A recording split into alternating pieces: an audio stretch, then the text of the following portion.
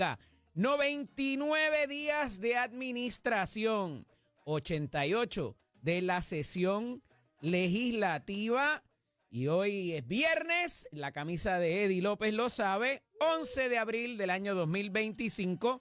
En la mañana de hoy estará con nosotros la directora de Homeland Security en Puerto Rico, Rebeca González. Y estará con nosotros también el secretario de Asuntos Públicos de la Fortaleza, Irán Torres Montalvo. Vamos a hablar de esos 100 días que la gobernadora, mire, los ha exprimido, ha hecho un media tour por casi todas los programas y las emisoras, algunos no. Pero ahí dejamos la controversia que existe en cuanto a eso. Y adicional a esto, pues hace un repaso de logros ayer de cerca de 2 horas, repasando los logros de la administración de estos primeros 100 días que se cumplen mañana, sábado 12. Oiga, empezó el 2 de enero, más 29 días de lo que quedó de enero, 28 de febrero, los 31 de marzo, ahí se constatan los 88, más 12 días. Así que es mañana, no es hoy, por si acaso. Y pues haciendo este repaso y ya entrando en el orden de los asuntos del día de hoy, y ahorita voy para la esquinita legal de Eddie, pero saben que siempre le traigo asuntos de tribunales también para ponerlos en contexto con lo que está pasando en el país, porque hay unos asuntos de política pública que se están moviendo también para los asuntos de tribunales y un poco lo que hemos visto en este comienzo de administración es restar un tanto a la discreción de los jueces para que se equipare, según la política pública de la administración de Jennifer González, el asunto de que la ley es igual para todo el mundo y que todo el mundo, aquí no hay nadie por encima de la ley, a veces. Pero bueno. Esa es la percepción, no necesariamente es la realidad, pero la percepción es importante porque la política es percepción. Y esto es un programa de análisis político, así que tenemos que hablar de cómo es esa percepción, cómo lo siente la gente. Y en la prensa escrita de hoy hay un cúmulo de medidas, ¿verdad? O de mediciones más bien, de lo que ha sido el desempeño de la gobernadora Jennifer González y de su gabinete y de toda su administración en estos primeros 100 días. Y hay de todo, desde comparativas con los 3 gobernadores previos, bueno, 3 de los 4, no miden a Wanda Vázquez, no sé por qué, pero miden a Ricardo Rosselló, miden a Alejandro García Padilla y a Pedro Pierluisi Urrutia. Obviamente Wanda Vázquez no comenzó una administración, sino que continuó la de Ricardo Rosselló y quizás por eso se miden esos primeros 100 días de administración como tal. Porque siempre, y por eso es que es importante estos 100 días, mucha gente se pregunta por qué le están dando tanta importancia, porque es el honeymoon, es la luna de miel que existe across the board, dentro del mismo partido, con la legislatura, aunque parece aquí a veces no haberla, ¿verdad? Con la prensa también, y se le da una cierta oportunidad en lo que encuentran donde está la silla, ¿verdad? Hacia qué lado quizá se va a inclinar, dónde está el baño, y asienta todo lo que va a ser el aparato de gobierno que habrá de responderle a ese o esa gobernante. Y entrando un poco en eso y esa medición que se hace, porque hay otro de los periódicos que trae inclusive ciudadanos entrevistados a medir cuál es la respuesta o cuál ha sido el desempeño más bien de la gobernadora en estos primeros 100 días. Y obviamente esto tiene que ver con lo que consigas en esos primeros 100 días, que está próximo quizás a traerse o a lograrse o no, cuál pudieran ser los obstáculos, cuáles han sido también de alguna manera los retos y los desaciertos. Y obviamente pues se traen diferentes aspectos en cuanto a esto y particularmente aquí me parece que más allá de lo que dicen las minorías, que ha sido un ejercicio improvisado y que también de alguna forma hay proselitismo aquí envuelto, porque uno de los titulares de hoy es que la gobernadora ya piensa correr para el 2028, lo cual a algunos les sorprende, a algunos no, dado de que la realidad es que los gobiernos han sido de 4 años desde hace ya 25 años, ¿no?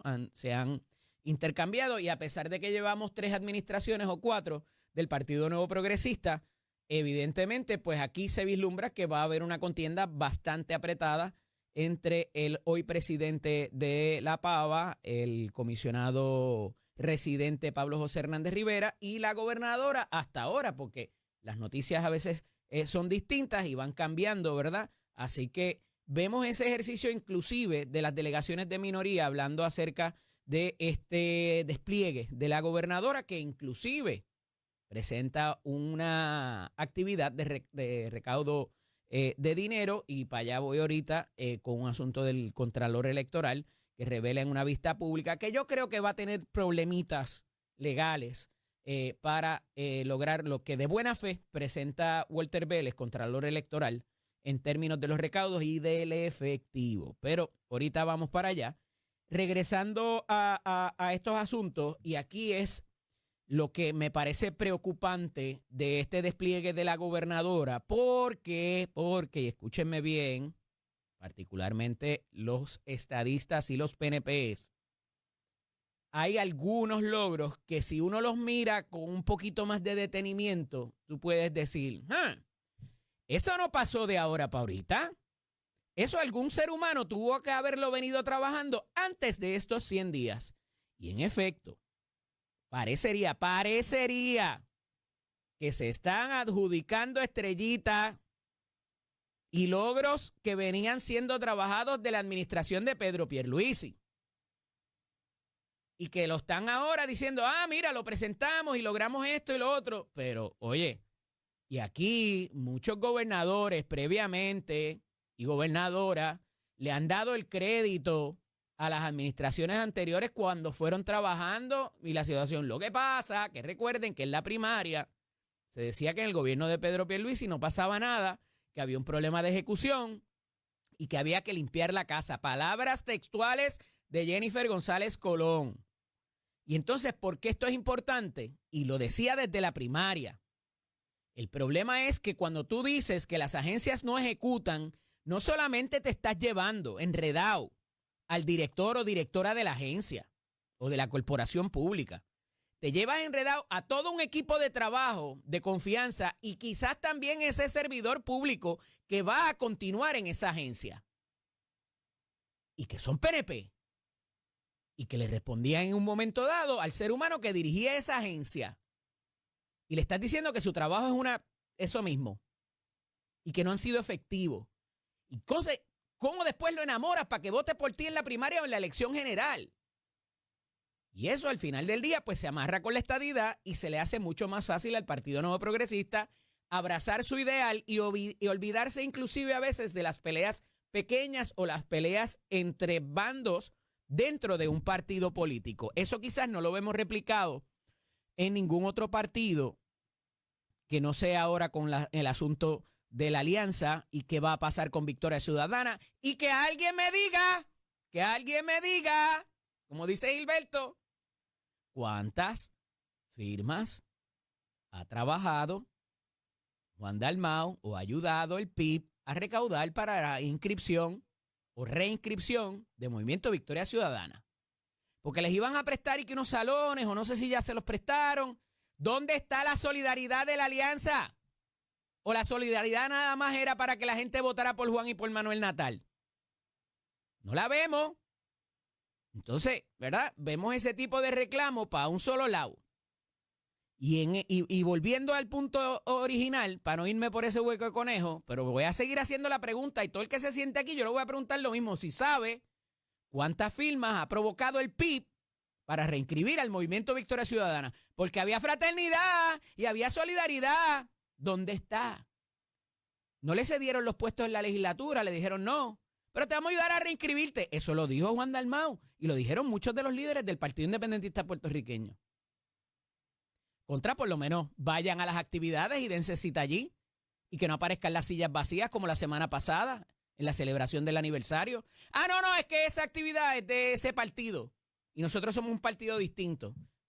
Y cuando llames a la alianza de nuevo, ¿qué va a pasar? Se las dejo ahí de asignación. Pero voy a seguir haciendo la pregunta, porque hay preguntas que no se le hacen a los partidos de minoría, porque ellos pueden reclamar lo que sea. Pero que nadie los cuestione y les pregunte a ellos, porque entonces la prensa es mala, los periodistas están cargándole las maletas al PNP y toda la serie de situaciones que hemos visto previamente. Pero ellos pueden hacer cosas que el PNP no puede hacer o que el Partido Popular no puede hacer. Porque ese es el problema del bipartidismo corrupto. Y eso no es un bipartidismo. Se las dejo de asignación, vuelvo y me reitero en el asunto de los 100 días de la gobernadora, de este anuncio o de estos anuncios que haya venido haciendo durante esta semana. Y cuidado nuevamente con tomarse crédito de cosas que ya se estaban trabajando y que obviamente van a pasar, pero cuando uno las examina con cuidado, no necesariamente se han logrado en estos 100 días. Son cosas que venían trabajándose y eso pudiera causar molestias, levantar ronchas que más adelante van a tener su consecuencia. Advertencia amistosa y cariñosa. Miren, en otras notas, como les dije, ya el PPD denuncia improvisación y proselitismo. El PIB también se montó en esa bicicleta. Y tan cercano como este martes, el día de erradicación de la planilla, muchas cosas este martes pasando. Pero ¿saben qué pasa este martes? Jessica Padilla coge sus maletas y se va. ¿Quién es Jessica Padilla? La presidenta interina de la Comisión Estatal de Elecciones, cuya administración ha sido ampliamente criticada. A mi juicio, y lo he dicho anteriormente, por falta de comunicación, por no querer comunicar. Y en un momento dado lo hizo, lo hace muy bien, pero resiste, o sea, se le notaba incómoda cuando comunicaba. Y lo he entablado con ella las veces que la he entrevistado y se lo he dicho directamente. Hay que comunicar en la función pública. Quizá, ese es el problema de los jueces o de algunos jueces. Se acostumbran a que por disposición de ley o constitucional o lo que sea, los jueces no pueden hablar y se sienten más cómodos en ese anonimato. Pero aquí hay unos asuntos de función pública y de administración que hay que comunicar, porque la percepción es importante, a pesar de que nadie va a votar por usted en esa posición. Y escúcheme bien, Rivera Rueda e Irizarry Casiano, que van para allá ahora. Hay que comunicar y hay que dejarle saber a la gente lo que se está haciendo para que no haya la percepción de que están arrastrando los pies y que trabaja solamente la Comisión Estatal de Elecciones el año de las elecciones o 6 meses previo cuando vienen las primarias. Mínimamente hay que evitar esa percepción. De nuevo, consejo cariñoso y amistoso de gratis. Y con la salida de Jessica Padilla, pues los comisionados electorales se han expresado, ¿verdad? Han ofrecido sus sugerencias de qué debe pasar cuando lleguen ya los confirmados jueces Rivera Rueda e Irizarry Casiano.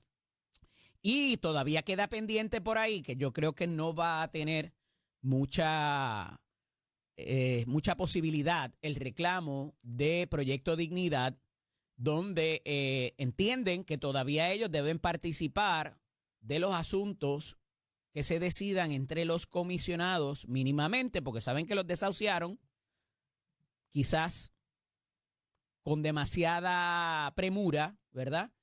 Y ha habido unas determinaciones de instancia del juez Antonio Cueva Ramos, donde les dice, mira, ya tú presentaste esta posición y evidentemente no tienes derecho a participar de estas decisiones que si bien son unánimes, por otras razones y por las disposiciones del Código Electoral, no podemos esperarte para propósitos de que participes y pongas tus 5 centavos, ¿verdad?, de opinión.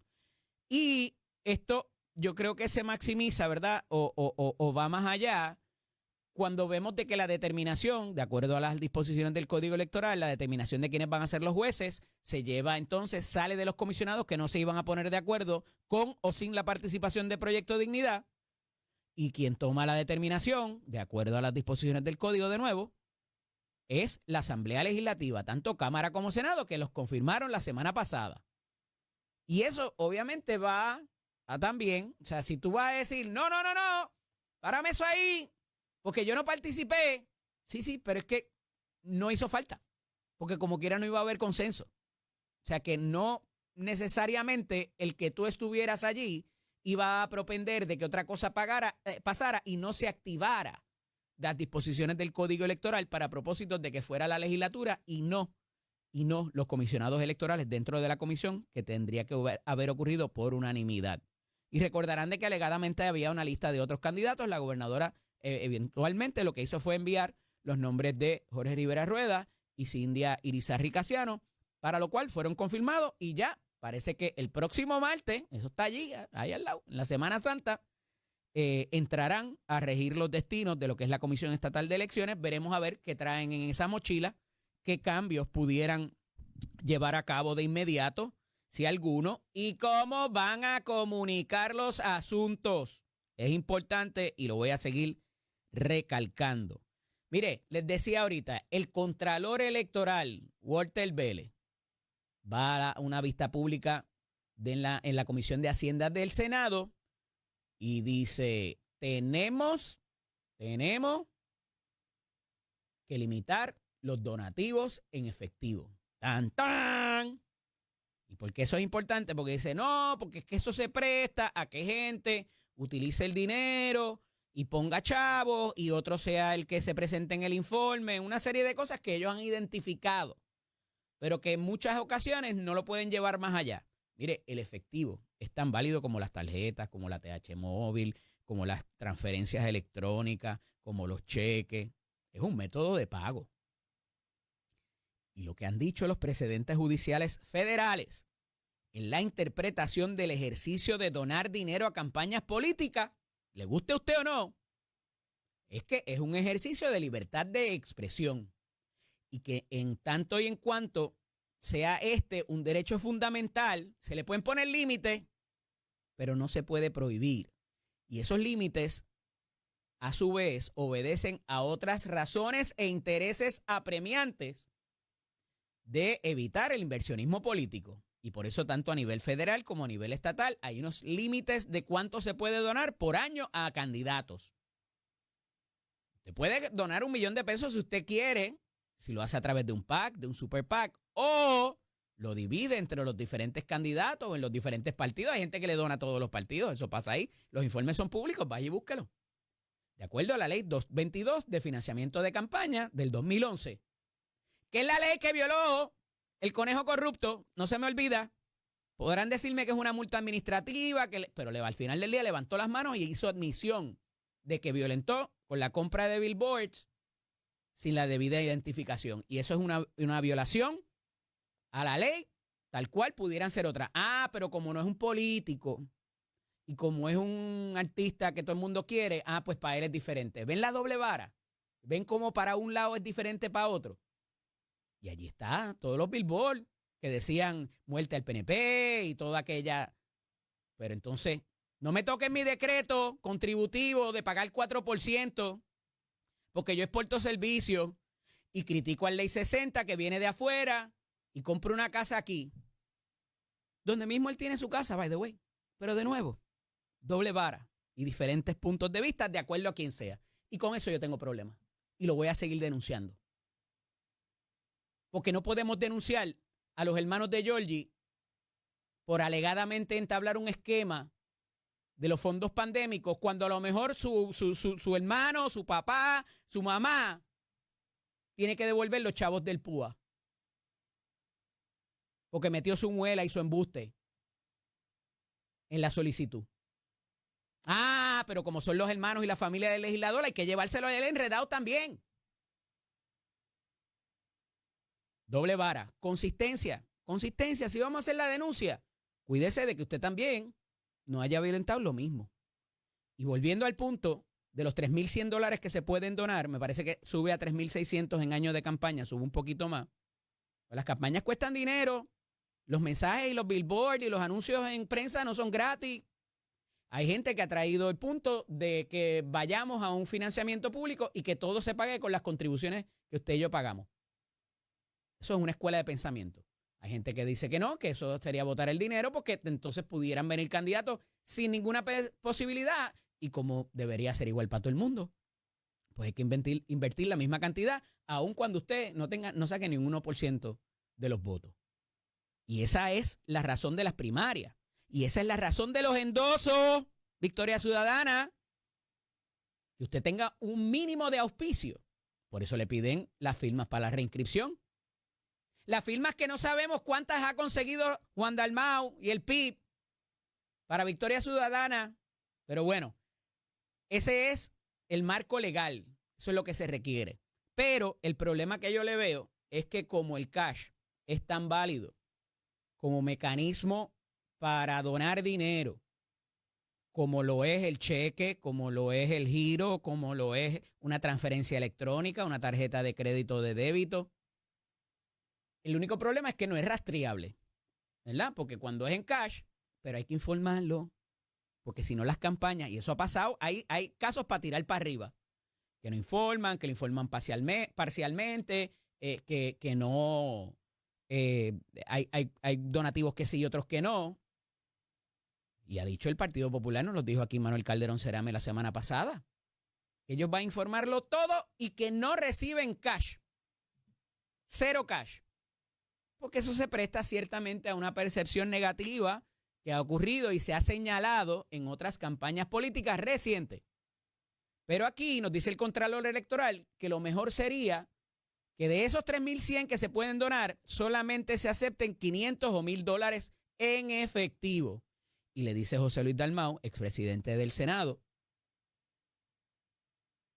que el limitar la cantidad de cash no va a evitar inclusive este tipo de esquema y de darle la vuelta a la ley. Y el problema es que siendo un ejercicio de libertad de expresión, como que usted vaya a una plaza pública y se exprese siempre que no insulte a nadie, ni vaya a cometer el asunto de hablar mal de alguien o sin conocimiento propio y personal, ¿verdad? Y todas las restricciones que hay a la libertad de expresión, como todo, de los derechos fundamentales, ningún derecho es absoluto y tienen sus requisitos, ¿verdad? Y sus excepciones. Y cuidado del tiempo, lugar y manera que también se le permite al Estado regular. Donde, cuándo y cómo. Lo que no pueden regularle es el contenido, para favorecer un contenido y otro no. Y eso también con la religión le aplica. La libertad de religión versus lo que es separación de iglesia y Estado, que es que el Estado no favorezca una religión en particular. No es que se rece o no se le permita rezar a alguien, es que no favorezcan a los metodistas versus los bautistas o los evangélicos o los mormones, que no haya una preferencia. Esa preferencia se puede dar de ciertas maneras, a veces proveyendo ayudas de fondos públicos. Pero sin irme por ahí, me preocupa el asunto de que constitucionalmente casi prohibir el efectivo pudiera representar algo contrario a los parámetros que tenemos de la jurisprudencia que se ha elevado a rango constitucional.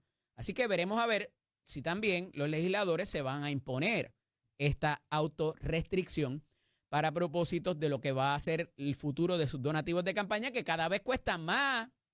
Y que, como les he dicho, tanto los de aquí como los de allá ya tienen un croquis, ya tienen un diseño. Ok, yo tengo que tener tantas reuniones con la gente que vota por mí. Tengo que impactar los distritos, hablar con los alcaldes, pero también cuánto dinero hay que recoger para una campaña efectiva. Y cuando estamos hablando de gobernación, de comisionados residentes, inclusive de las alcaldías, evidentemente ya es un costo mayor y depende de qué alcaldía, de qué pueblo sea. Así que por ahí va la cosa. Cuando regresemos de la pausa, ya debe estar con nosotros por ahí Rebeca González, que dirige Homeland Security aquí en Puerto Rico y que tienen un doble rol. Están persiguiendo el maltrato infantil y las agresiones sexuales y todo lo que tiene que ver con eso. Así que hablaremos con ella en unos minutos. No se vaya nadie. Esto es Nación Z con el licenciado Eddie López. Sé que comencé un poco fuerte para hacer un viernes y de camino a la Semana Mayor la semana que viene, ¿verdad? Pero toda una serie de eventos sucediendo aquí y afuera. Vimos ayer las imágenes del velatorio de quien en vida fue Ruby Pérez, ¿verdad? El artista que pereció junto a otras 214 personas allá en la capital de la República Dominicana. Sumamente lamentable todos estos eventos. Se trae el asunto de las estructuras de Puerto Rico también, si estamos listos para eso, si pudiera eso ocurrir aquí. Se trae una solicitud para revisar cada 10 años o menos. Las estructuras donde haya concentraciones multitudinarias de eventos y demás, y que con el ruido o la vibración pudieran ser afectadas. Oye, después de lo que pasó allá en Miami, esto ahora en la República Dominicana, con el condominio aquel de Miami, pues ciertamente es mejor precaver ante situaciones de este tipo de peligrosidad. Y pues evidentemente lo que ha sido otra tragedia también en esta vez en Nueva York, de otro desastre aéreo donde cae un helicóptero que era un tour, y ahí se alega, o las primeras informaciones son que de un funcionario de una empresa de transporte español junto a su familia, cerca de 6 personas perecen en este accidente aéreo. Vimos las imágenes ayer, muy lamentable, y también pues cómo es que ha proliferado todo este tipo de accidente aéreo, y si son los sistemas, si tiene que ver quizás con los controladores aéreos y otra serie de asuntos sumamente preocupantes. Pero miren, ya está aquí la directora de Homeland Security en Puerto Rico, la amiga Rebeca González. Buenos días, bienvenida. Buenos días, Eddie, a ti y a todos tus radioescuchas. Qué bueno que estás por acá. Me había comunicado con su señoría porque esta portada de que somos el paraíso de las agresiones sexuales en niños particularmente, sé que ustedes lo han estado persiguiendo bien fuerte, inclusive esos primeros attempts, ¿verdad? Esas primeras intenciones de hacerlo a través de las redes sociales, mensajes de texto, inclusive el gaming. Han estado ustedes muy de cerca persiguiendo eso, no obstante lo ocupados que están con los otros asuntos. Pues claro que sí, realmente yo pienso que la preocupación comienza cuando el número de víctimas empieza a aumentar. Y el número de víctimas no siempre va de la mano con el número de arrestos. Y hoy en día estamos recibiendo entre 5 a 7 llamadas en el centro de comunicación de nosotros de víctimas. Y lo más curioso es que tenemos menores llamándonos para reportar incidentes, que eso nunca había sucedido anteriormente. Las mismas víctimas están llamando. Usualmente amigas. Ya. Amigas, amigos que se dan cuenta de que está sucediéndole algo a una amiga de ellos y nos llaman. Rebeca, vamos a detenernos ahí porque cómo es eso, para que la gente sepa, ¿verdad? ¿Es confidencial? ¿Cómo funciona esa primera etapa cuando alguien los llama a ustedes a los números? Y si me lo das de una vez también para que lo Claro, tengan. el centro de comunicación es 787-729-6969 y ese centro de comunicación es para todo, ¿verdad? Todos los delitos que nosotros investigamos, cualquier preocupación que cualquier ciudadano tenga, puede comunicarse en ese centro de comunicaciones. Las personas hablan español, es 24 horas al día. ¿Cómo funciona? Cuando alguien llama, pues tú tienes la opción. Si tú quieres llamar, mire, yo quiero llamar de manera confidencial, pues es una llamada completamente confidencial. Se coge la información y la investigamos. Ahora, muchas ocasiones cuando son este tipo de delitos, pues las personas que llaman son personas que están o asociadas con el menor o en la escuela o trabajadoras sociales, de familia, de educación, que han visto algún cambio en el patrón del menor y que están preocupados por eso y están llamando.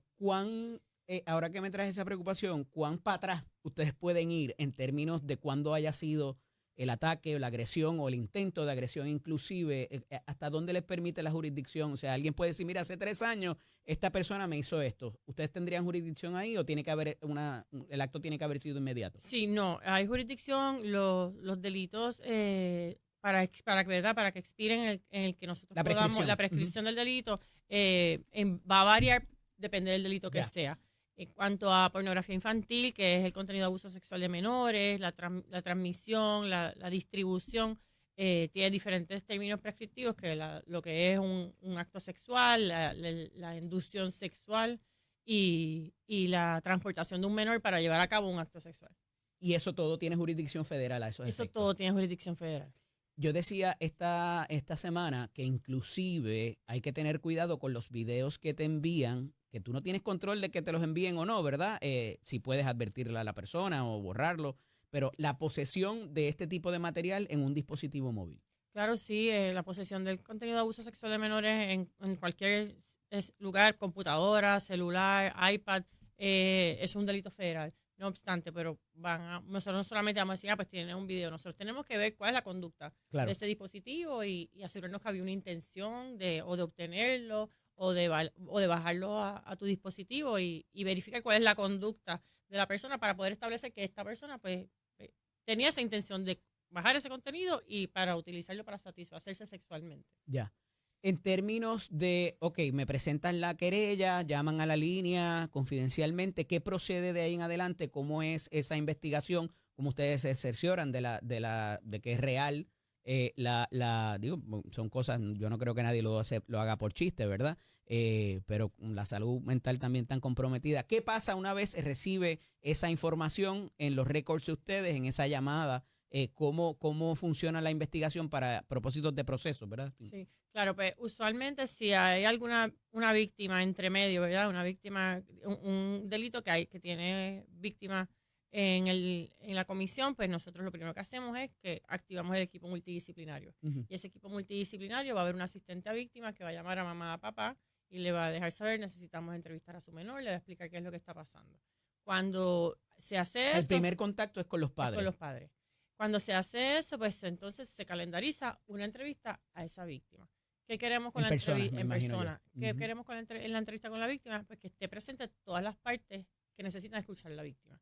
Que esté la fiscal, que esté el negociado de la policía si hay delitos estatales, que esté el agente federal, para no tener que entrevistar a la víctima 2, 3, 4 veces. Y que eso obviamente, pues cada vez que entrevistamos a la víctima se transporta a la comisión del delito eso lo tratamos de evitar. Sí, sí, para no revictimizar a la víctima, No. ¿verdad? Después de entrevistar a la víctima, basado en lo que en la entrevista de la víctima, pues decidimos, ok, tenemos la evidencia suficiente para ejecutar una orden de arresto, ir a buscar una orden de arresto, o tenemos que hacer una orden de allanamiento. En base a eso, pues se va. Todavía en esa etapa no hay contacto con el alegado agresor. No, el contacto usualmente cuando nosotros lo hacemos con el agresor va a ser porque estamos tocando de la puerta para una orden de allanamiento o para recogerlo y montarlo en la guagua y llevárnoslo para Y al Tribunal entonces, Federal. ¿ahí qué pasa? Porque, ¿verdad? Hemos establecido, yo lo cubro aquí con bastante frecuencia, en la esfera federal, pues a veces se necesita un gran jurado para acusar.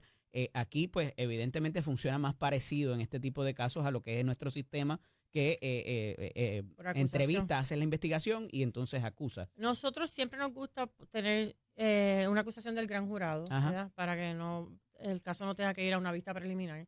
Pero han habido situaciones, si el individuo representa un riesgo a la sociedad y tenemos suficiente para arrestarlo, pues se hace un complaint, que es la Ajá. acusación no formal, y entonces Se lleva un después magistrado, se lleva el entiendo, ¿verdad? magistrado, se presenta el magistrado lo decide que sí, que hay causa para arresto, y entonces pues se arresta. O se allana también para conseguir el material. O se hace una orden de allanamiento. Usualmente cuando hacemos las órdenes de allanamiento y entramos, ¿verdad? Y estoy aquí y en tu hogar y cojo tu celular y tu computadora y tienes contenido de abuso sexual de menores, a mí no me gusta dejar ese individuo afuera. Claro. Porque estos crímenes son crímenes violentos, están considerados crímenes violentos y son personas que representan un riesgo a la comunidad. Ahorita te hablaba de asuntos de que no necesariamente fuera cierta y corroborar la información. ¿Ha habido casos donde se acusa gente y no necesariamente es cierto? ¿Hay casos de estos que se caen cuando se investigan? No que yo recuerde, Ujú. pero sí te puedo decir que los casos que vienen, ¿verdad? De exparejas, los casos que una ex esposa, Es una ex novia, que... pues nosotros tenemos que, ¿verdad? Asegurarnos que la evidencia que nos está llegando, porque yo puedo como ex novia tuya coger tu celular, pero eso no significa que yo tenga, que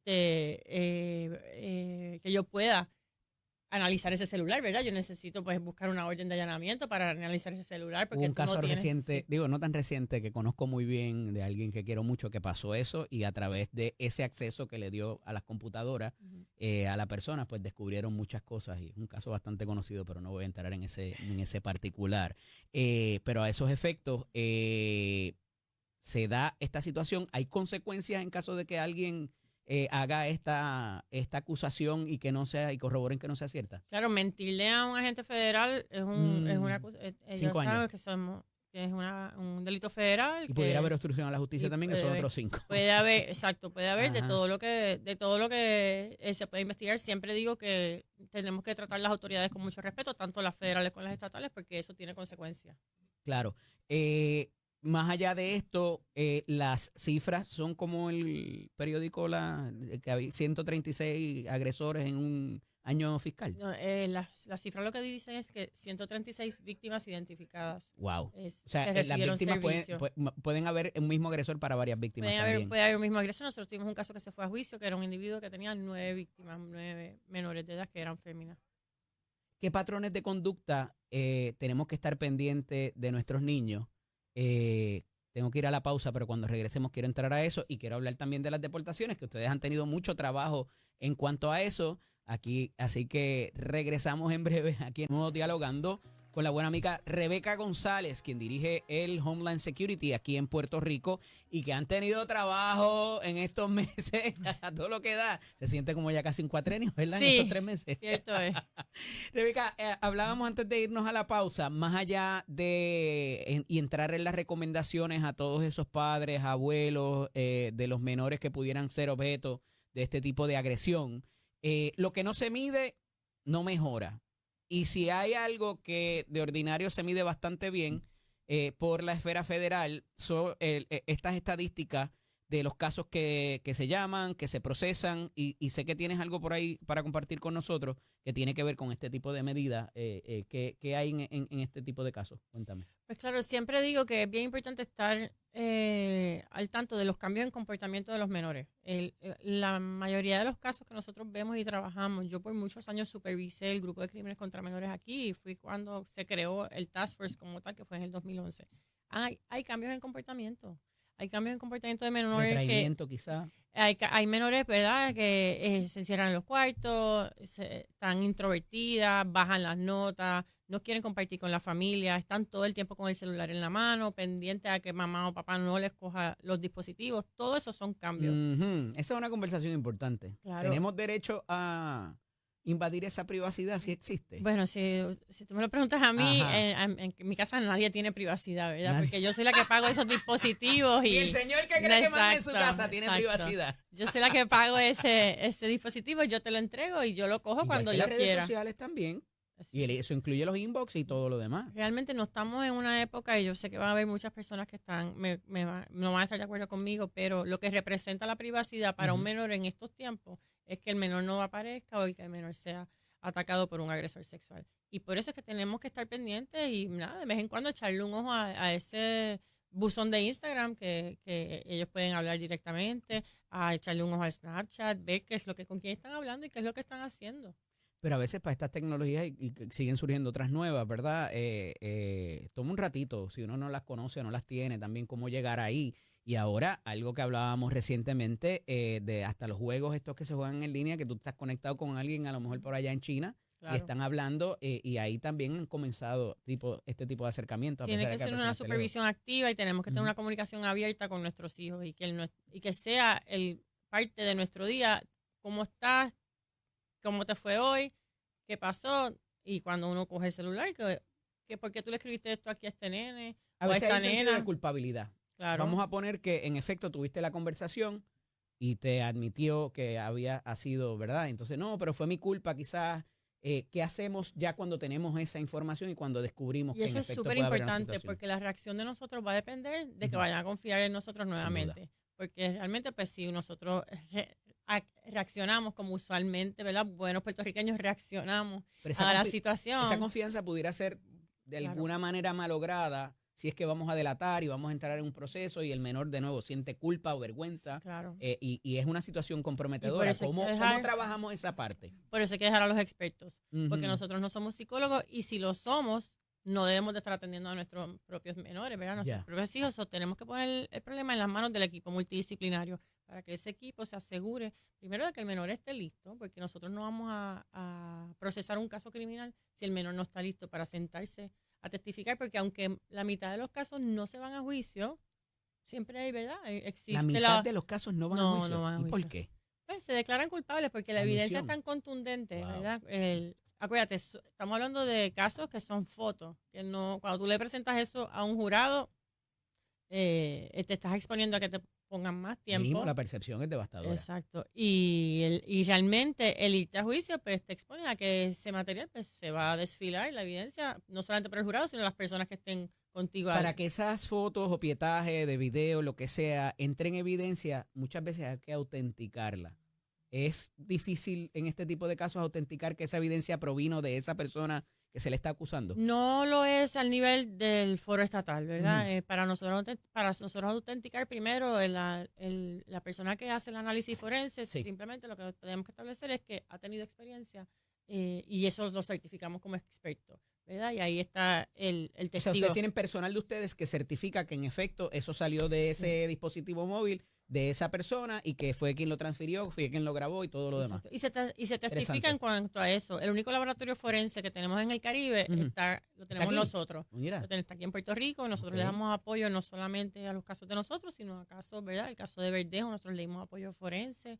En casos estatales importantes también le hemos dado apoyo forense. Así está todo. El único laboratorio forense aquí es el de nosotros.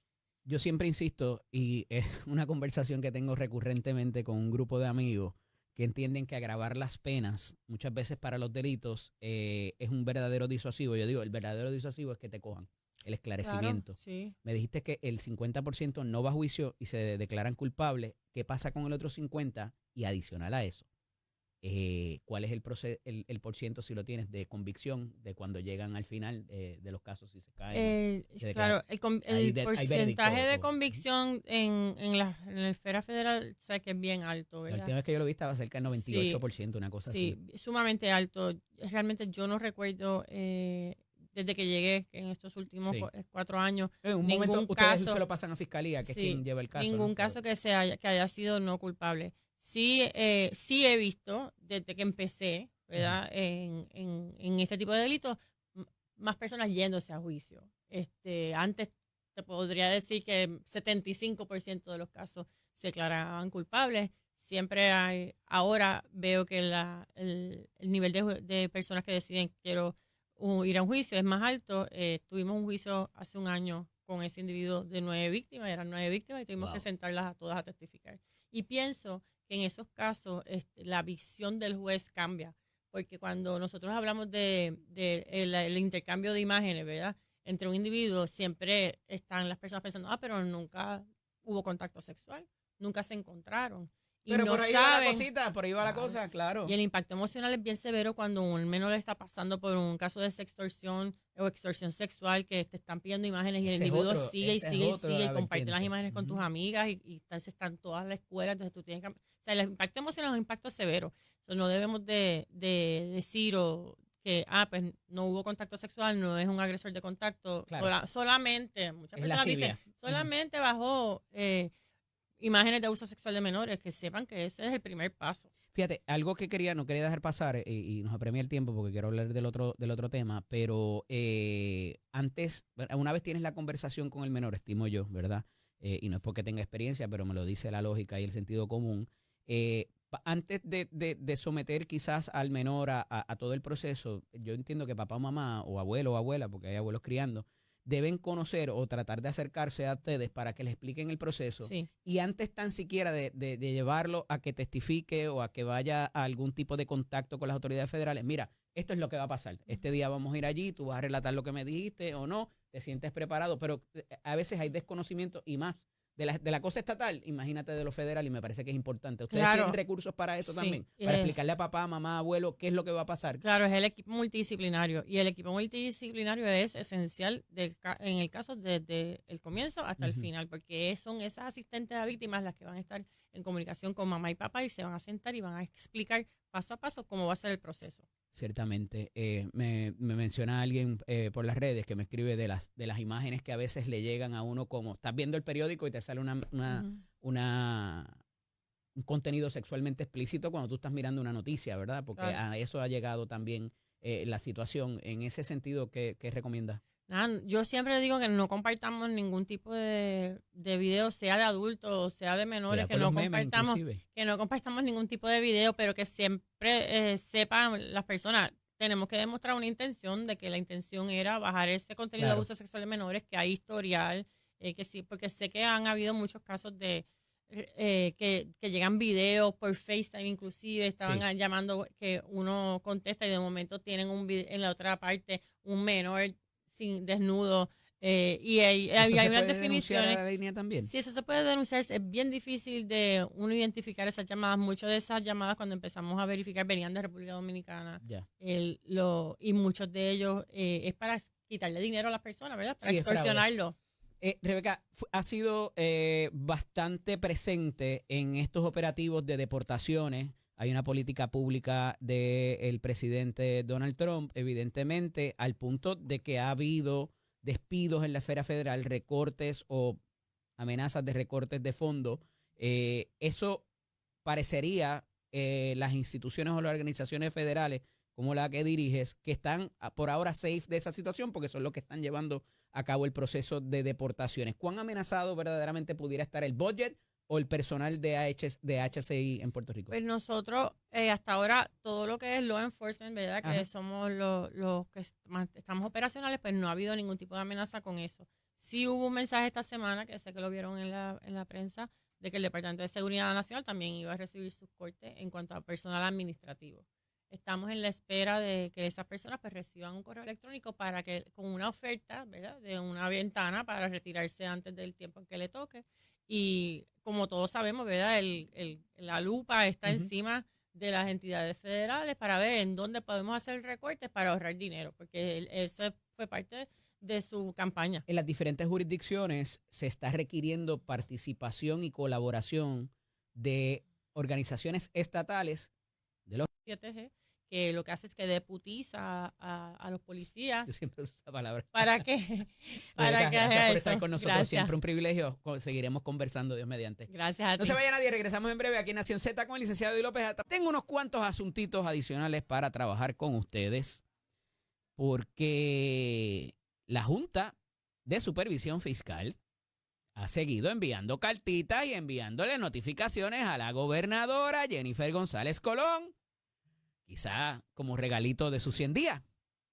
Pero ahora, más allá de los cuestionamientos y de los requerimientos amistosos que le ha hecho a la gobernadora en cuanto a lo que es la Autoridad de Energía Eléctrica y la quiebra de la misma, ahora le cuestionan acerca de la creación de esta, es que tiene un nombre bien bonito, se llama la Unidad Integral para Atención del Adulto Mayor. Mire, eso no es otra cosa que una secretaría auxiliar como se creó en un momento de energía, de comunidades de base de fe, de tecnología. Cada vez que un funcionario lo colgaban en administraciones previas, lo mandaban para Fortaleza y a base de o uniéndose a la oficina del gobernador o gobernadora, ese era el asesor principal o asesora principal de un tema particular, cualquiera que fuera. Algunos de los que les he mencionado ahora mismo. Lo que pasa es que cuando hablamos de adultos mayores, hay una cosa que se conoce como procurador o procuradora, no sé qué hay ahora mismo, del adulto mayor. Y hay una oficina creada como una agencia. Y hay alguien designado. Y hay una nómina. Y hay un departamento de legales. Y hay un departamento de finanzas. Y hay un departamento de recursos humanos. Probablemente, ¿verdad? Porque toda entidad necesita de eso. Y voy ahorita con lo de seguridad pública, que tiene que ver con esos aspectos que les acabo de mencionar también, porque el budget, el presupuesto, y esta es la temporada, 'tis the season to be jolly, como dice el americano. Esta es la temporada de regocijo, de ir a rendir cuentas por lo que vamos a necesitar para el año que viene y las obligaciones que tenemos, si son necesarias, y que se siente allí en el banquito el secretario, secretaria, director o directora, y le diga al legislador, yo necesito tanto para esto, con esto no me da, o como la secretaria del trabajo, que dijo, no, quédate con esos 50 y pico millones, que yo no necesito tanto, yo puedo hacer más con menos. La única que yo he visto hasta ahora. Y hace tiempo que yo llevo mirando esto de cerca. Más de 2 décadas. No obstante, ¿a qué voy con esto? Ellos, y cuando digo ellos hablo de la Junta, reclaman que pudiera haber una duplicidad de esfuerzos y de recursos con esta nominación de esta unidad dentro de la oficina de la gobernadora.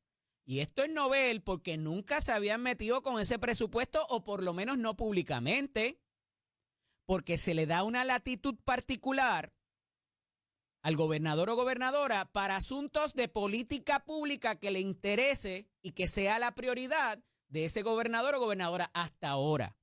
Inclusive desde que entró la Junta se había dado gran latitud en cuanto a eso, desde la legislatura y desde la imposición de la Junta de Supervisión Fiscal, a que el gobernador o gobernadora, como esos eran asuntos prioritarios, que entendía su programa de gobierno o sus políticas públicas, que lo manejara desde Fortaleza con un asesor que a su vez lo que hace es un enlace con organizaciones o con personas particulares. Y de nuevo, hay una de base de fe hace algún tiempo ahí en la Fortaleza. Hay una de asuntos municipales, hay diferentes secretarías que están adscritos, que no son agencias aparte. Esto está adscrito a la oficina de la gobernadora, que evidentemente tiene un presupuesto para funcionar, porque a ella le interesa manejar el asunto de los adultos mayores. Y eso es un tema prioritario aquí en Nación Z. Y siempre los vamos a defender a ustedes y vamos a hablar de los asuntos que le aquejan, ya sean las pensiones, ya sea el costo de vida, ya sea el maltrato con los hogares estos clandestinos.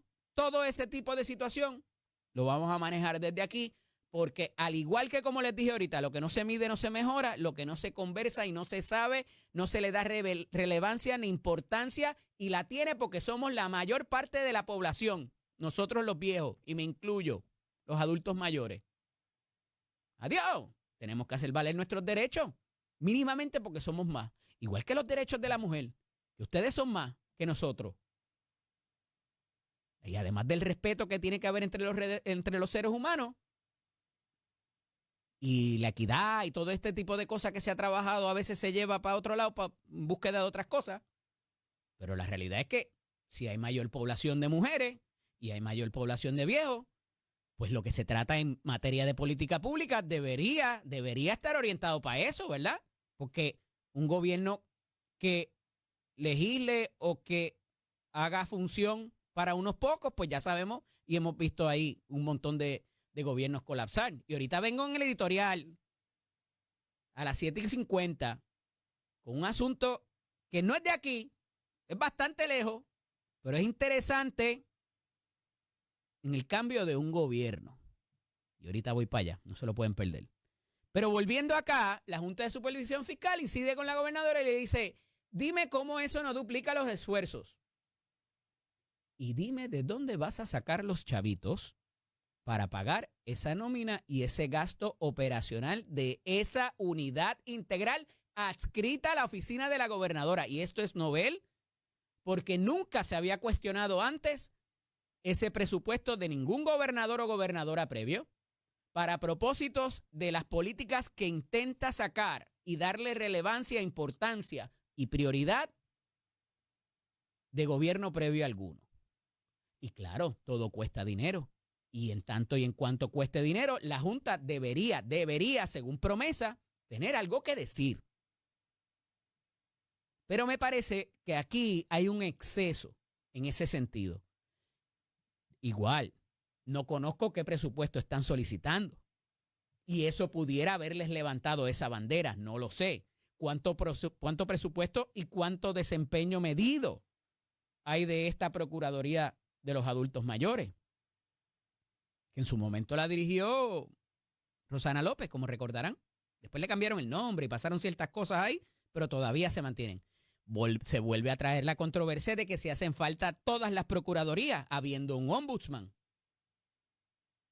Y de nuevo, ese es el problema de no tener estadísticas y medidas de desempeño, más allá de lo que te diga el político cuando quiere salir reelecto. Es la verdad. Es la verdad. Mira, no quiero que pase otro minuto sin darle mi felicitación y mi cariño a los papás de Amarilis Albino. Tuvimos ayer en una actividad en Naranjito, donde esta joven se gradúa de manera simbólica por un padecimiento que tiene. Y estuvimos allá en Naranjito, estaba el alcalde Orlando Ortiz Chebré, estaba el ex representante Jun Rivera, en representación de Tomás Rivera Chats, estaba también Axel Chino Roque, que es el representante de esa área, y le llevaron las medallas de Cámara, Senado, el alcalde también, a esta joven, un abrazo a sus padres, muy emotiva la ceremonia, participó el secretario de Educación.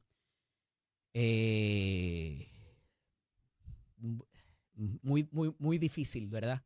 Cuando uno tiene hijos de esas edades cercanas y no verse reflejado en esas situaciones que a veces nos tocan muy de cerca y que, pues, por los motivos tenemos que enfrentar otras cosas, ¿verdad? Y el desempeño aquí para informarles a ustedes y no hablamos de las situaciones que nos tocan de cerca.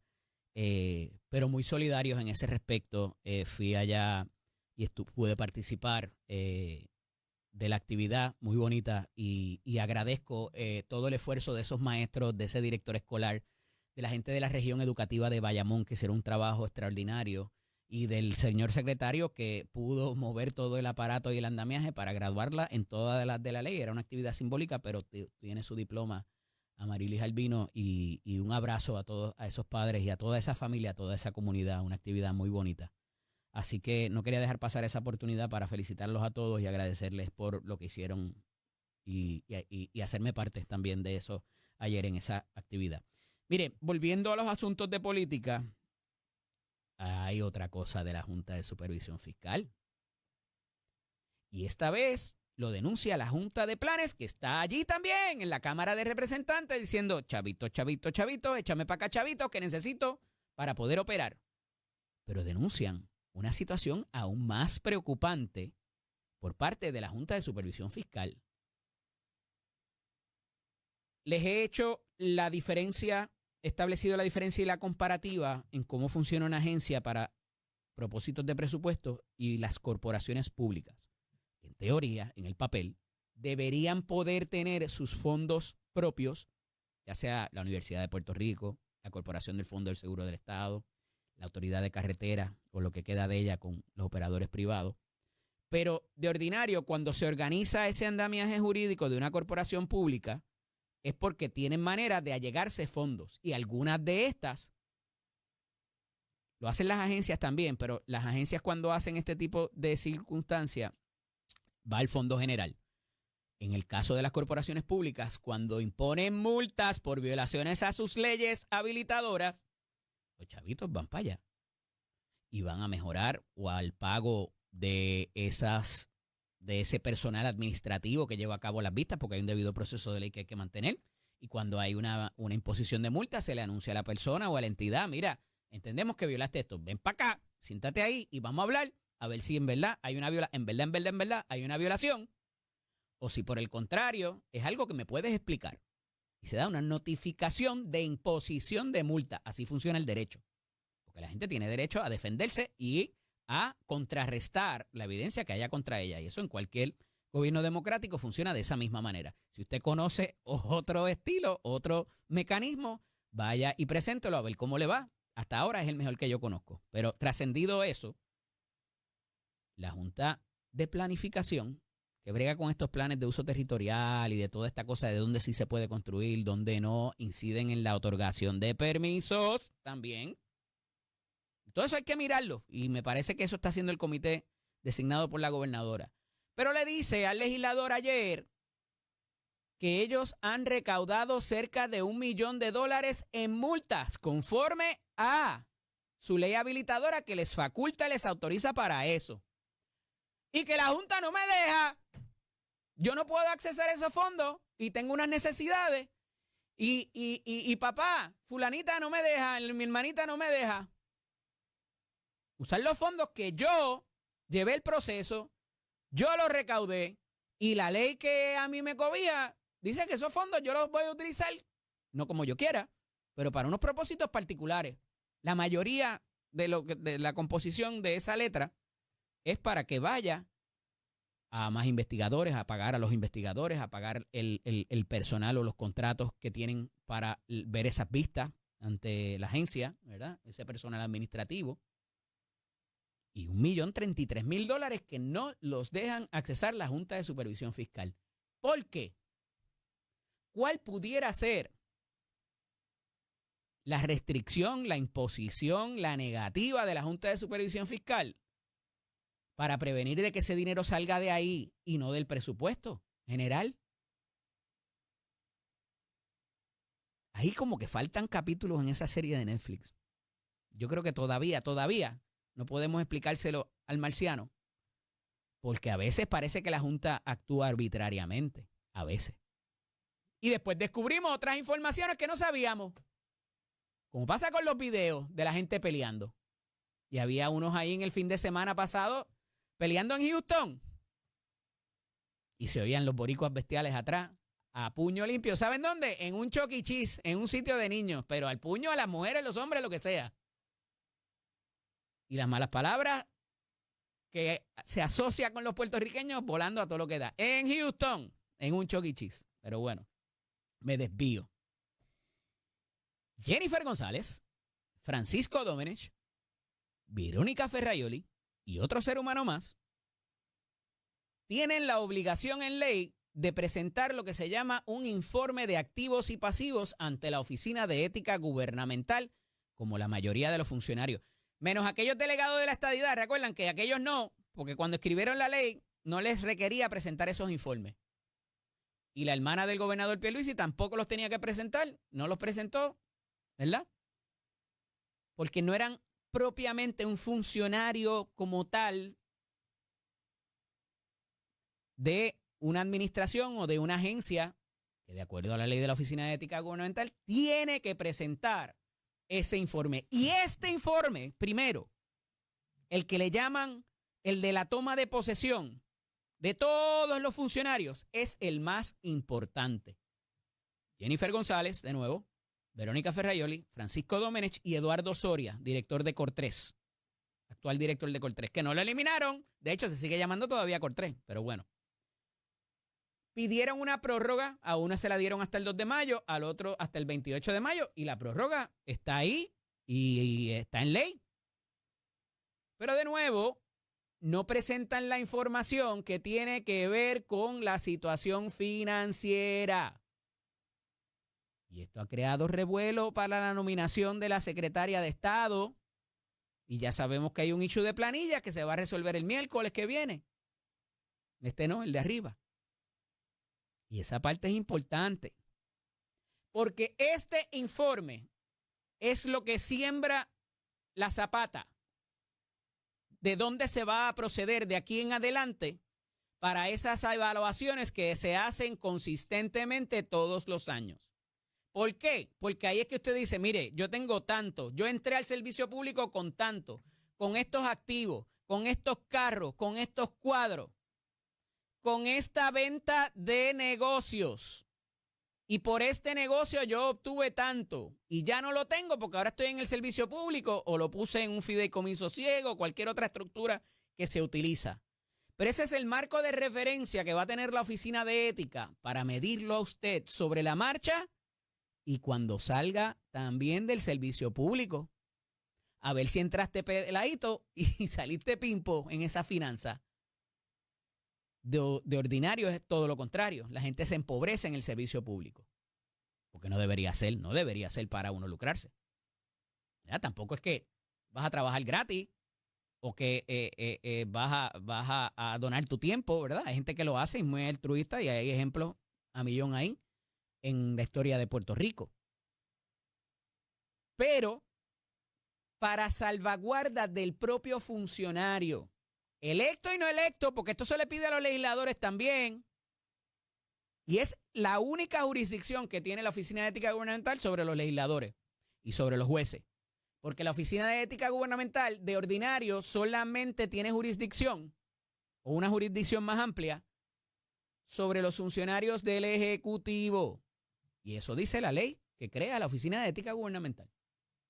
Que el director Luis Pérez ha dicho, mira, ahí hay cosas que tenemos que mirar y ya yo he identificado disposiciones que hay que cambiar, particularmente lo que tiene que ver con las dispensas de funcionarios y exfuncionarios también. Eso es importante para mínimamente evitarnos la percepción de irregularidad, antijuricidad o quizás conducta criminal. Porque hasta la percepción es importante cuando uno entra, cuando uno está y cuando uno sale del servicio público. Y ya que se trae, que han pedido la prórroga, estos 4 funcionarios, incluyendo la gobernadora, un buen ejercicio de comunicación pública requeriría que entonces lo hagan más público y ellos mismos lo saquen, no que esperar a que lo pongan en el portal de la Oficina de Ética, que cambió sus parámetros también. Ahora no todo se publica, pero no me voy a ir por ese hueco de conejo tampoco. Y ellos mismos decir, mira, así entré al servicio público. Y vuelvo y repito, este primer informe para cualquier funcionario o funcionaria pública es el más importante para demostrar cómo tú llegaste financiera y económicamente al servicio público. Les conviene a ustedes. Les conviene. Y que no se quede nada, porque ahí está el caso de Mariana Nogales después sobre la marcha. Y cuidado si desde antes se hubiese ahorrado muchos golpes emocionales y situaciones en los tribunales. Porque en tanto y en cuanto desde el principio ustedes dicen, con esto es lo que yo cuento, nadie me puede imputar después de que yo adquirí obras de arte, carros de lujo, casa, todo lo demás. Y liberas cualquier conflicto que te pudieran imputar terceros más adelante. Oiga, 22 años por las 3 ramas de gobierno, algo he visto y lo comparto con ustedes en la práctica, de cómo funcionan las cosas en la práctica. Y brego todos los días con legislación y con propuestas de legislación. Y para eso está el trámite legislativo, donde acuden personas que tienen el conocimiento, que bregan con esto a diario y que dicen, eso no va a volar, eso no va a funcionar. Mire, por esto y por esto y por esto. Y ahí el legislador afila el lápiz y lo cambia. Y hay cosas que en papel se ven bellas y que a lo mejor tú piensas que hasta ni cuesta. Y no es costoso implementarlo. O que hay dinero de público o privado para solventarla. No obstante, es importante mantener esa pulcritud y esa transparencia para que se ahorren esas situaciones lamentables que después hay que dar explicaciones que nadie se las cree al final del día.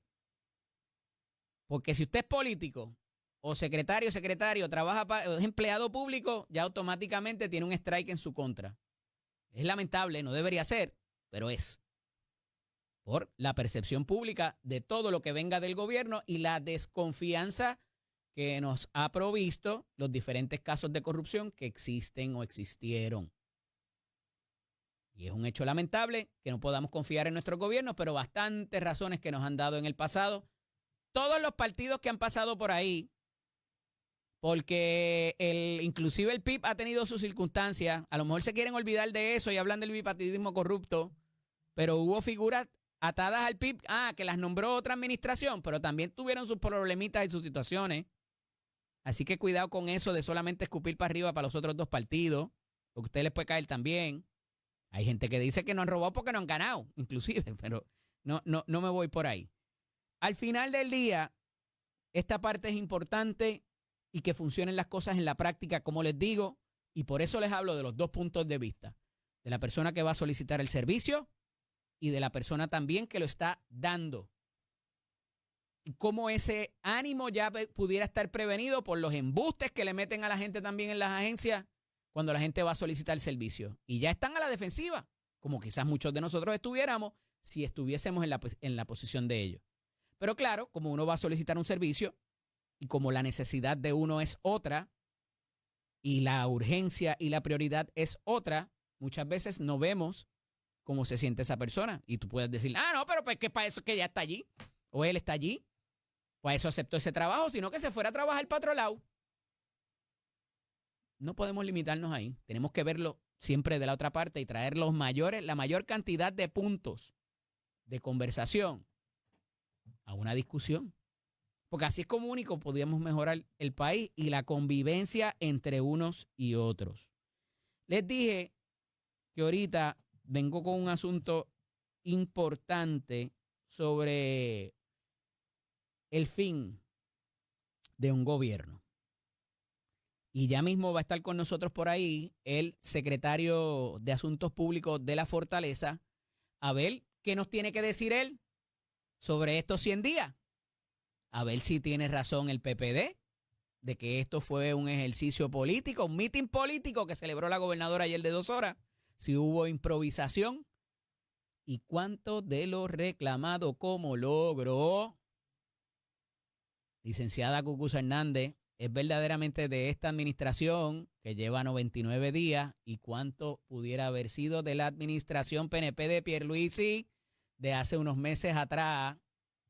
Hay que ser honestos con eso y no reclamar todos los logros para un solo lado, porque se hacen daño ustedes mismos en la credibilidad. Esto es Nación Z con el licenciado Eddie López a través de Telemundo y Z93. Cuando regresemos ya está el secretario de Asuntos Públicos con nosotros para hablar de todo esto. Y mire, hay noticias de allá de los republicanos en el Congreso. Les vengo diciendo que lo estaban intentando ablandar y parece que ablandaron, doblaron rodillas y aprobaron finalmente el presupuesto con los recortes. Vamos a ver cómo repunta eso políticamente. Esto es Nación Z con el licenciado Eddie López. A través de nosotros, el secretario de Asuntos Públicos de la Fortaleza, el licenciado Irán Torres Montalvo. Buenos días, bienvenido. Buenos días, Eddie. Buenos días a todos los amigos Radio Escucha y los amigos televidentes que también nos están viendo de sus hogares. Hoy Christopher Domenech vino más putongo que yo todavía con su camisa. Está haciendo la competencia a Pepe. ¡Pepe! Tenemos que hablar tú y yo. Mira, hablábamos de los 100 días de la gobernadora. Ha exprimido eso, ha hecho fundraiser. Ayer hubo un mensaje de 2 horas y se reclaman unos logros, Irán. Y en esos logros decía ahorita, porque lo he visto en las redes, a mismos PNP cuestionar de cómo en 100 días, 99 días, yo tengo, y ahorita hice el cálculo, son 99. La gobernadora dijo que es hoy, pero es mañana que se celebra. No obstante, esos logros no necesariamente se consiguen en 99 días de administración. Y hay unas cosas que en justicia se venían trabajando de la administración anterior de Pedro Pierluisi. ¿No sería más elegante reconocer eso? Pues mira, la realidad es que la gobernadora ya tiene una serie de logros, más de 100. Ella ha estado trabajando activamente desde su primer día. De hecho, a mí me gusta recalcar dame tres. pues se creó un comité de reforma contributiva que ya dio como resultado 13 piezas de legislación buscándole aliviar, ¿verdad?, la carga contributiva a los puertorriqueños. Las cuentas de IRA ahora se aumentaron a $1,000 las educativas. Se crearon las cuentas Able. Se va a abrir la plataforma de Suri para los municipios. Se está trabajando con el tema de infraestructura. Se emitieron una serie de órdenes ejecutivas que buscaron acelerar el proceso de permisología en los proyectos energéticos, los proyectos de deslizamiento que tanto afecta a las carreteras rurales en Puerto Rico. Ya tenemos 60 proyectos de administración radicados, que eso es una cifra récord que no se ve desde los cuatrienios de Pedro Rosselló como gobernador, pero supera a todos los otros gobernadores que vinieron después. O sea, que hay obra, estamos trabajando, se está atendiendo el tema de diversidad funcional. Como tú sabes, la gobernadora también aprobó una serie de órdenes administrativas para crear diferentes grupos, ¿verdad? Y facilitarle a estas personas con esta diversidad funcional que puedan ir al Choliseo, que puedan participar en otras actividades. Se creó también el comité para los adultos mayores, que vio hoy la comunicación de la Junta, pero la verdad es que esto es algo que se tiene que atender. Puerto Rico es, ¿verdad?, un pueblo que se distingue porque tenemos un grupo de tercera edad sumamente grande, que prácticamente es la mayoría de la demográfica de Puerto Rico. Necesitamos, yo creo, darle todas las herramientas a esa población para poderles asistirles. O sea, esa es la realidad. O sea, los adultos mayores son la demográfica más grande en Puerto Rico. Lo que yo recuerdo, una oficina del gobernador o gobernadora nunca se le había cuestionado su budget. Porque ellos entendían Estas son cosas que no, es correcto, son cosas que no hemos visto anteriormente, pero estamos dentro del marco de una Junta de Supervisión Fiscal que lamentablemente por nuestra condición colonial pues terminan teniendo la última palabra en muchos asuntos financieros, pero por lo menos nuestra gobernadora Jennifer González Colón se les va a parar de frente y vamos a dar la pelea para adelantar no tan solo la obra de la plataforma, sino todo aquello que nosotros tengamos que hacer para darle más beneficio al pueblo de Puerto Rico. Cuando Pedro Pierluisi se llevó al director de PRITS para Fortaleza, cuando se llevó a Francisco de Desarrollo Económico para allá, no le cuestionaron eso.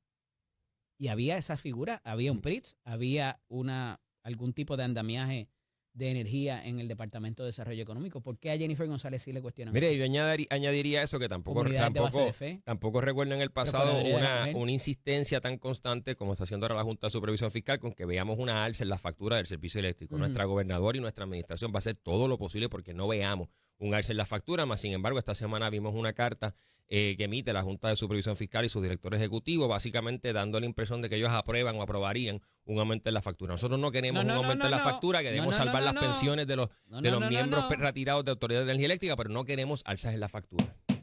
No, es la segunda carta. La segunda, cuando solicitaron los 3 meses que habían identificado hace 2 semanas, habían identificado unos dineros del gobierno estatal, del presupuesto general, para solventar esas pensiones. y yo estoy siguiendo esto bien de cerca, Sí. por razones que tú conoces. Tengo 2 en casa, no lo voy a negar, y tengo prejuicio en cuanto a los jubilados de energía eléctrica. Pero ya ellos le habían dicho, ok, yo te voy a autorizar no 3 meses, te voy a autorizar 1. En esa carta, cuando la autorizaron el mes de abril, Ujú. para pagarlo con dinero estatal, que tiene sus problemas también por la quiebra, le dijeron, a cambio de esto, tienes que someter una revisión de tarifa en el negociado de energía.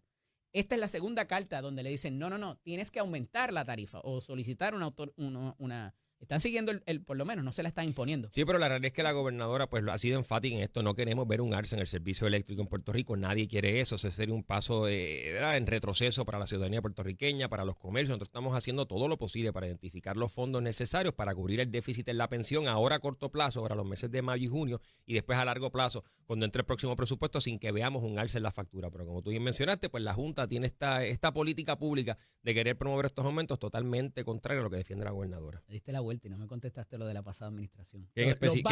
Los vales de vivienda. Los- Eso no se logró de ayer para hoy. Los vales de vivienda llegan como... La cuestión de energía no se logró de ayer para hoy. Pero, hay un montón de cosas que se venían trabajando pero de la hay un administración reenfoque en la pasada. política pública de esta administración, te dirá, con un cambio de perfecto. cultura, en cómo nosotros Pero ahora el vamos logro está directo a ahora. las cosas que afectan al ciudadano de a pie, ¿verdad? No Ujú. estamos ahora en estar haciendo anuncios de cosas grandes o proyectos o coliseos o carreteras enormes. Estamos hablando de resolverle al pueblo de Puerto Rico, estamos hablando de que ya hemos entregado 400 títulos de propiedad, muchos de ellos a personas que estaban esperando 30 y 40 años para tener esto, proyectos de reforma contributiva, vamos a meternos de lleno en el tema de educación especial. Vienen muchas otras medidas adicionales. La gobernadora no ha parado de trabajar, ya tenemos un listado bastante extenso de los logros que hemos tenido en esta administración y no vamos a parar de trabajar. Irán, cuando se inauguró el Teodoro Moscoso, Ujú. Pedro Rosselló trajo a Rafael Hernández Colón. Es Cuando correcto, se sí lo inauguró recuerdo. el centro de convenciones y el Choliseo, la gobernadora Sila Calderón llamó a Pedro Rosselló, a su vez.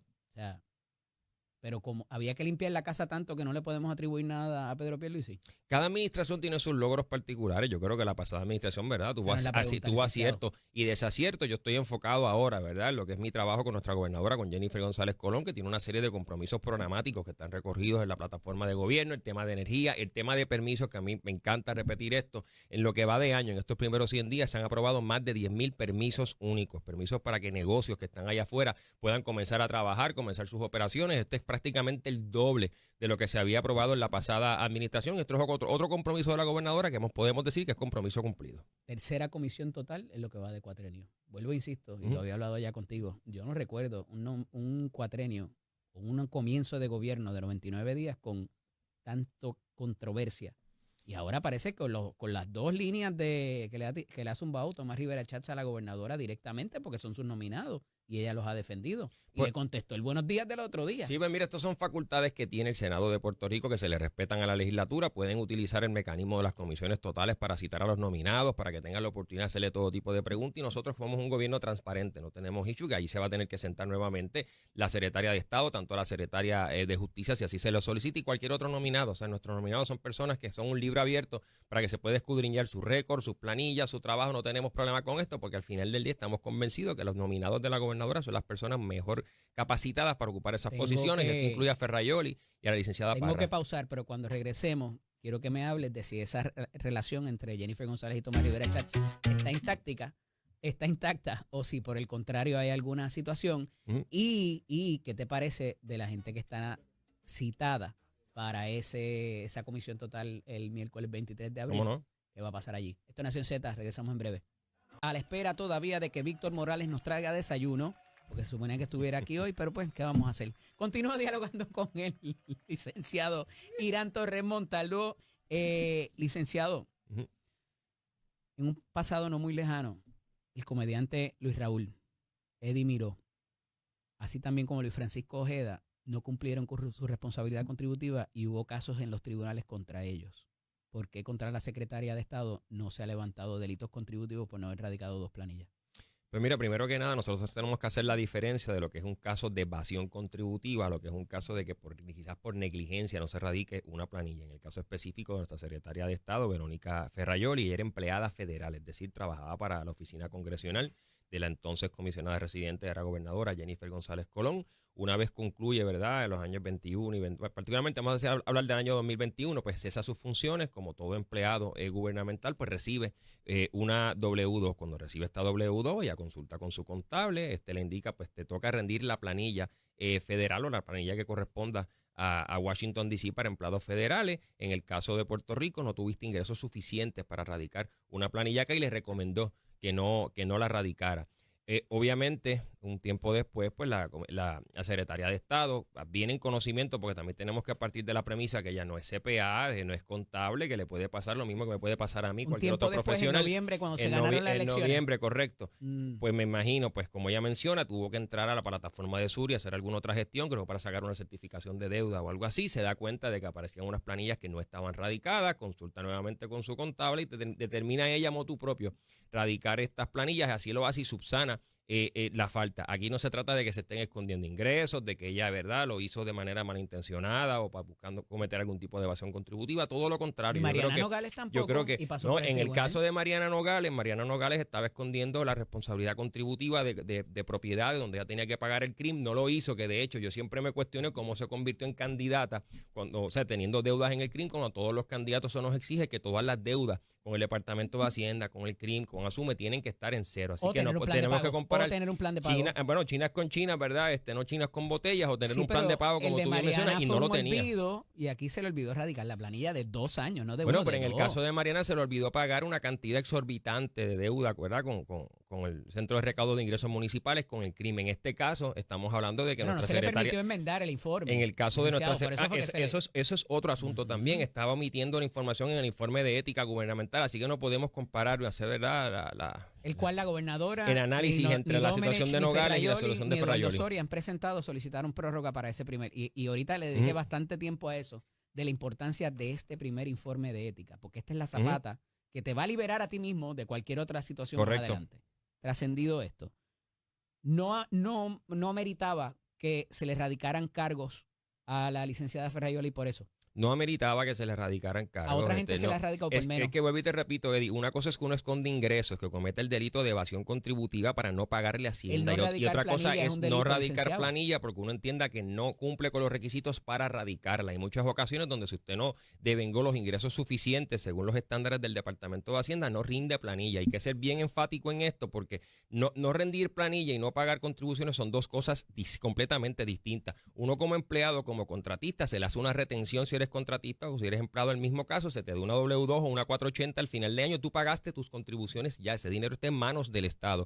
Cuando tú radicas la planilla, tú lo que estás buscando es, aquí está mi planilla, Departamento de Hacienda, me toca pagar o me toca que tú me devuelvas. Este fue el caso. Pero casi a veces nos toca pagar, pero en muchas ocasiones hay personas que aún teniendo derecho a un reintegro no rinden la planilla. Así que aquí lo que estamos hablando es que ya fue una empleada federal, rindió planilla en Washington D.C., depende a qué contable tú le consultes, pues yo he hablado en la calle con varios contables, hay unos que dicen, no, yo les recomiendo a mis clientes, ante la duda saluda, ríndela como quiera, y hay otros que te dicen, no la tienes que rendir si tus ingresos no pasan de tal cantidad, porque en todo caso lo que te toca es un reintegro, pagar una cantidad ínfima. En este caso, nuestra Secretaría de Estado, cuando se dio cuenta de que tenía esta situación con las planillas, las subsanó, radicó las planillas, hizo los pagos correspondientes con los recargos, las penalidades y todo lo demás, y se puso al día, ¿verdad? De manera transparente. Esas son cosas que pueden suceder y aquí no hay ningún tipo de ánimo de evasión contributiva, de cometer delito ni nada por el estilo. Usted me puede asegurar que si no se tratara de la Secretaría de Estado y fuera un ciudadano común que no radicó esas planillas, no le hubiesen radicado un cargo en los tribunales. Es que aquí no se le radican cargos a nadie, ¿verdad? Por no rendir planilla. Volví y repito, no se trata de no rendir planilla. Los casos donde sí se ha radicado cargos es por evasión contributiva. El Código Contributivo no exige radicar planilla.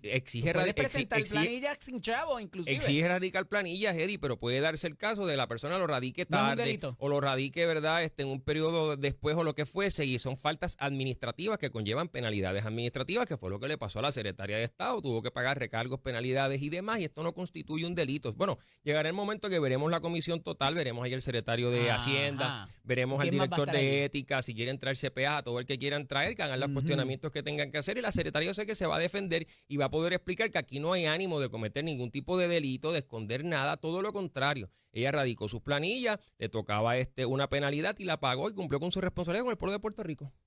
Todo está bien, no hubo ánimo.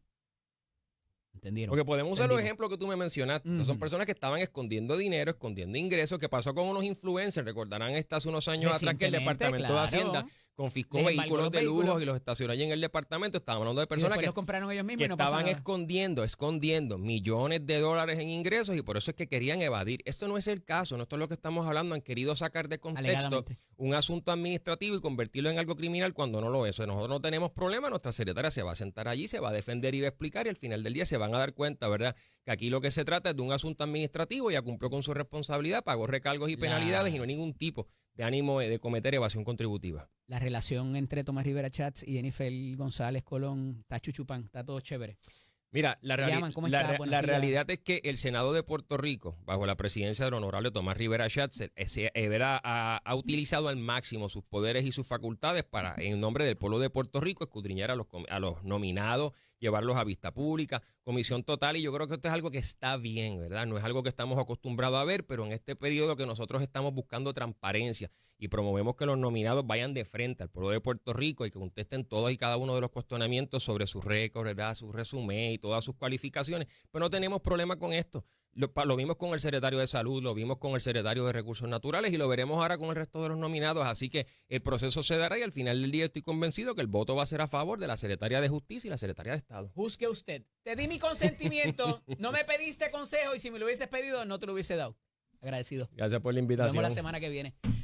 Regresamos en breve para estos minutos finales muy importantes. Lo que voy a hablar, un gobierno termina y termina pacíficamente. No los voy a adelantar mucho más. Y esto es importante para preservar la democracia y ese contrato social entre los seres humanos que vivimos en cualquier país. Así que regresamos en breve. Aquí voy a tocar este tema que me parece sumamente importante porque a pesar de que es en el otro lado del mundo, ha sido un aliado de los Estados Unidos y es que el Tribunal Constitucional destituye al presidente de Corea del Sur. Y no voy a entrar en el nombre porque está más difícil ¿verdad? de ponerlo, pero nada. Se le había acusado a él y bajó unánime esta determinación del Tribunal Constitucional, que funciona a su vez como una legislatura o como el mecanismo que hay en las legislaturas para lo que se llama el residenciamiento de jueces, también de legisladores y de gobernadores, en el caso de Puerto Rico.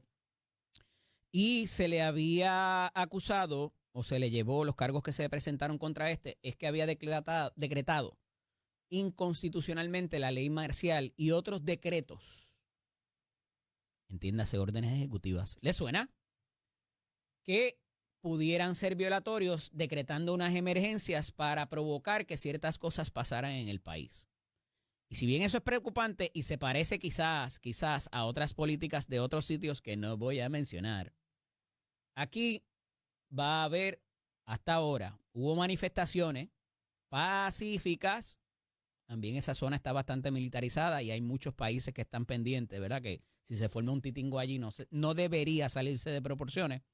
Pero lo que hay que decir y lo que quería resaltar y destacar es que el presidente, a través de un comunicado, acepta la decisión del tribunal.